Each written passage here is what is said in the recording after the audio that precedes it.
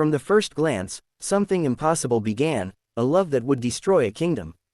Every golden age has its weakness, and Camelot's weakness was love, not too little love but too much, in the wrong configurations, unable to break or bend or find any resolution that did not destroy what it touched. Lancelot had been raised underwater by the Lady of the Lake, had arrived at Camelot as the perfect knight, had sworn himself to Arthur's service with absolute devotion. But the first time he saw Queen Guinevere, something shifted that could never shift back.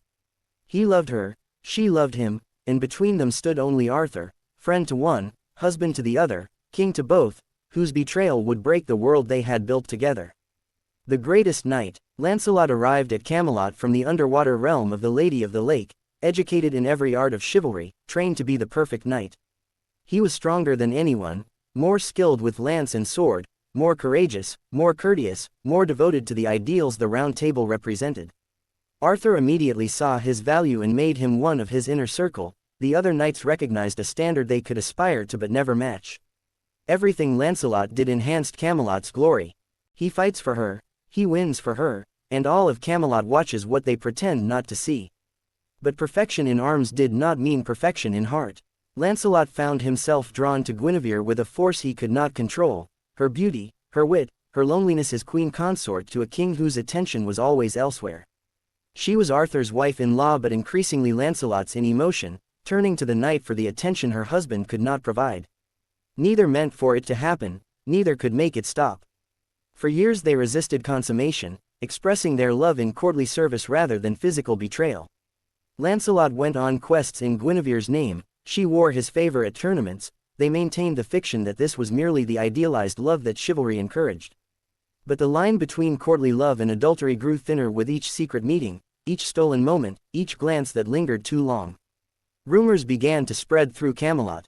Servants noticed, lesser knights whispered, Arthur's enemies filed the information away for future use. Arthur himself seemed willfully blind, preferring not to see what would destroy his friend, his wife, and his kingdom if forced into the open. As long as the affair remained technically deniable, the Round Table could survive. But those who wanted Camelot to fall had other plans. The secret and the trap. The affair continued in secret for years, decades in some versions, protected by Lancelot's power, Guinevere's position, and Arthur's refusal to acknowledge what he surely suspected. Those who loved Camelot kept silent, those who hated it waited for the right moment. That moment came through Mordred and Agravain, Arthur's nephew and half-brother respectively, who had their own reasons to see the king and his champion fall. The secret is out, and Lancelot fights for his life against those who caught him. They laid a trap. They would catch Lancelot in the queen's chamber, with witnesses who could not be dismissed, forcing Arthur to act against his friend and wife. Mordred wanted the throne that would become available if Arthur had no legitimate heir, Agravain wanted revenge for slights both real and imagined.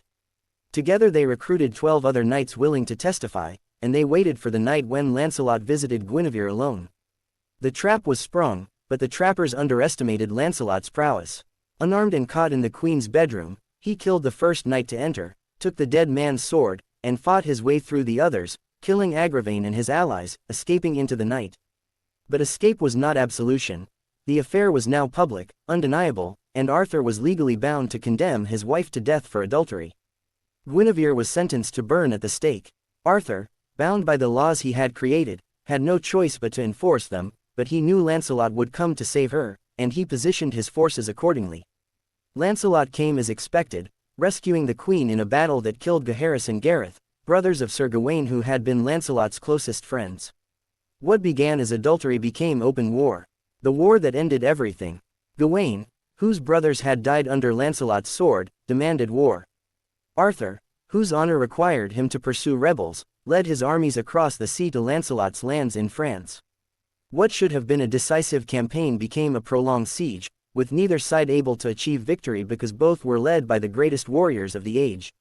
Meanwhile, Mordred remained behind as regent of Britain, and Mordred had ambitions of his own. Friend against friend, king against champion, the Round Table breaks itself apart. When news arrived that Mordred had declared Arthur dead and seized both throne and queen, Guinevere, who had been pardoned after Lancelot's rescue, Arthur was forced to withdraw his army and return home. The foreign war became a civil war, the hunt for Lancelot became a fight for survival. At the Battle of Camelot, Arthur and Mordred killed each other, ending both the rebellion and the dynasty. The love triangle had created a succession of catastrophes. The exposure forced Arthur to act, the rescue killed Gawain's brothers, the war drew Arthur away from his kingdom, the absence enabled Mordred's rebellion, the rebellion killed Arthur and destroyed Camelot. Each step followed logically from the one before, but the sequence began with Lancelot looking at Guinevere with something more than duty in his eyes. Guinevere, learning of Arthur's death, took holy vows and retired to a convent at Amesbury, spending her remaining years in penance for the destruction she had helped cause. When Lancelot came to see her one last time, she refused him. Their love had destroyed too much, and she could no longer bear the sight of what it had cost. She died as a nun, separated from the knight who had loved her more than honor. The end of the lovers.